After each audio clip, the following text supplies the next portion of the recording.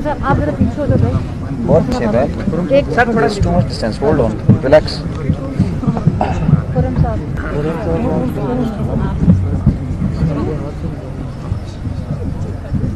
बिस्मिल्लाहिर्रहमानिर्रहीम। मैं अहले बैत को मानने वाले और हसनैन करीमैन की सुन्नत पर चलने वालों को नवाज शरीफ साहब का, शहबाज शरीफ साहब का और अपनी तरफ से सलाम पेश करती हूँ। और आपके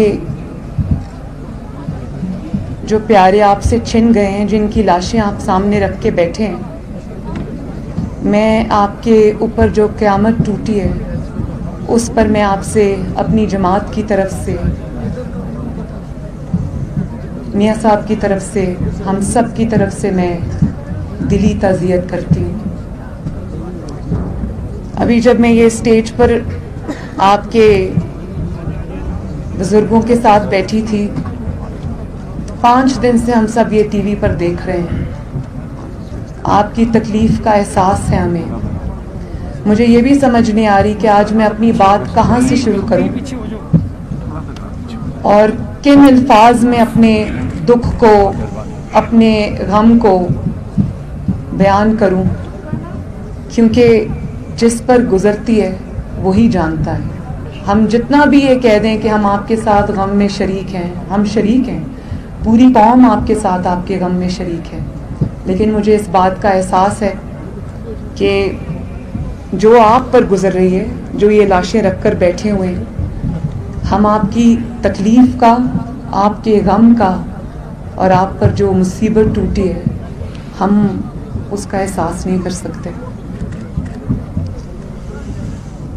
अभी मैं इस स्टेज पर जब बैठी थी आपके उलमाए कराम के साथ, तो मुझे उन्होंने वो तस्वीर दिखाने की कोशिश की, किस तरह उन गरीब कान कुनों का के गले काटे गए। मुझसे वो तस्वीर नहीं देखी गई। और आप लोगों में से सब लोग जो हैं, जो ये ताबूत जिनके अंदर रखे हुए हैं,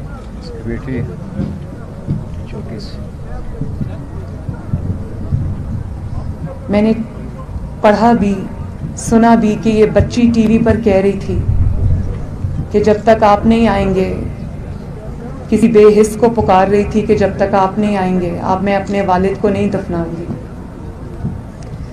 मुझे ये भी पता चला कि इन्हीं में से एक ताबूत में उस बच्चे की, उस तालिब इल्म की मैयत भी है, जिसको 1 महीने की अपने कॉलेज से छुट्टी थी और वो अपनी फीस जमा करने के लिए वो कान में काम करने गया था। और मुझे ये भी पता चला है कि इन मैयतों में से एक मैयत उसकी भी है कि जिसके शहीद होने के बाद से अब उसके ख़ानदान के अंदर कोई मर्द नहीं बचा, दफनाने वाला भी कोई नहीं है आज। और मुझे ये भी पता चला कि ये जो मेरी हज़ारा बरादरी मेरे सामने बैठी है, इनको 2 किलोमीटर के रेडियस तक महदूद कर दी गया इनकी जिंदगियों को। ये अपना रोजगार नहीं कमा सकते, इनको अपना रोजगार कमाने की आज़ादी नहीं है, इनको अपने कॉलेज में, स्कूल में आज़ादाना नक्लो हमल करने की आज़ादी नहीं है। और 2000 से ज़ायद शुहदा हैं। खुदारा मेरे पास अल्फाज नहीं है। मैं फिर भी आप सबको सलाम पेश करती हूँ कि 2000 से ज़ायद आपके शुहदा हैं।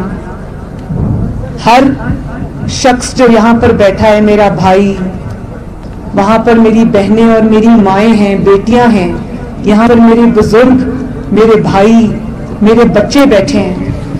आप सब में हर शख्स एक दुख की, एक दर्द की दास्तां है। मुझे एहसास है इस चीज़ का।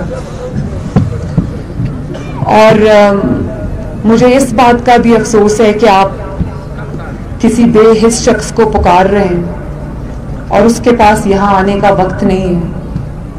میں آج سارے سیاسی اختلافات بھلا کر یہ کہنا چاہتی ہوں کہ خدارا آؤ، ریاست کا کام ہے اپنے لوگوں کو تحفظ دینا، اور اسپیشلی ان لوگوں کو، خاص طور پر ان لوگوں کو تحفظ دینا جو انڈر اٹیک ہیں، جو زیادہ ولنریبل ہیں، جن کی حفاظت آپ کی ذمہ داری ہے، جن کا تحفظ ریاست کی ذمہ داری ہے۔ کہتے ہیں نا کہ ریاست ماں کی طرح ہوتی ہے۔ مجھے احساس ہے اس چیز کا کہ اس ماں نے آپ کا حق ادا نہیں کیا، اور اگر آپ اپنی ذمہ داری میں فیل ہوئے، اگر آپ اپنی ذمہ داری میں ناکام ہیں اور یہ حادثہ پھر سے پیش آ گیا ہے، تو آپ ہمت کریں اور چل کر آئیں اور ان کی داد رسی کریں۔ میں عمران خان صاحب کو یہ کہنا چاہتی ہوں کہ یہ لاشیں رکھ کے آپ کے منتظر ہیں، آپ اپنے کیا یہ ان کی جو تکالیف ہیں، ان کی جو لاشیں ہیں، اس سے کیا آپ کی ایگو بڑی ہے؟ اور پھر آپ یہ کہتے ہیں کہ اس پر سیاست نہ کی جائے۔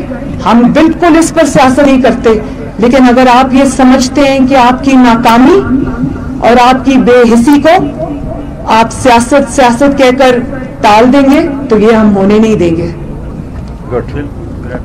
یہ ہم ہونے نہیں دیں گے۔ آپ کو یہاں آنا پڑے گا، ان کے سروں پر ہاتھ رکھنا پڑے گا، تاکہ یہ جو 5-6 دن سے کھلے آسمان کے نیچے منفی درجہ حرارت میں، سنا ہے رات کو یہاں پر -8 ہو جاتا ہے، اس میں اگر یہ اپنی لاشیں سامنے رکھ کے بیٹھیں، یہ آپ سے کوئی بڑی چیز نہیں مانگ رہے، یہ آپ سے یہ نہیں کہہ رہے کہ ہمیں کوئی بہت بڑی چیز دے دو، وہ صرف آپ سے یہ کہہ رہے ہیں کہ آؤ ہم سے بات کرو، ہمارے سر پہ ہاتھ رکھو تاکہ ہم اپنی لاشیں دفنائیں۔ تو آپ کی ایگو آپ کی ان لاشوں سے بڑی ہو گئی ہے۔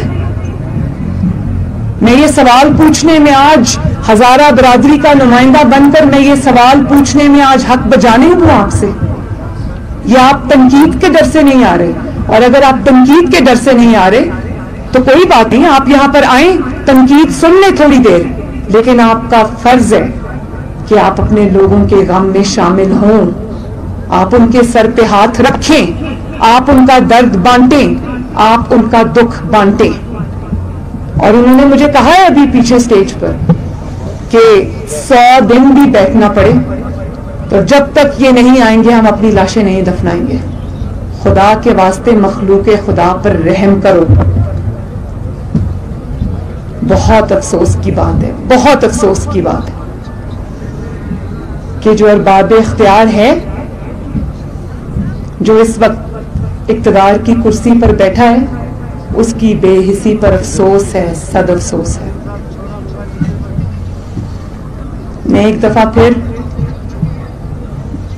مجھے نہیں پتا میں آپ کو کیا دے سکتی ہوں، کیونکہ میری جماعت نہ اس وقت اقتدار میں،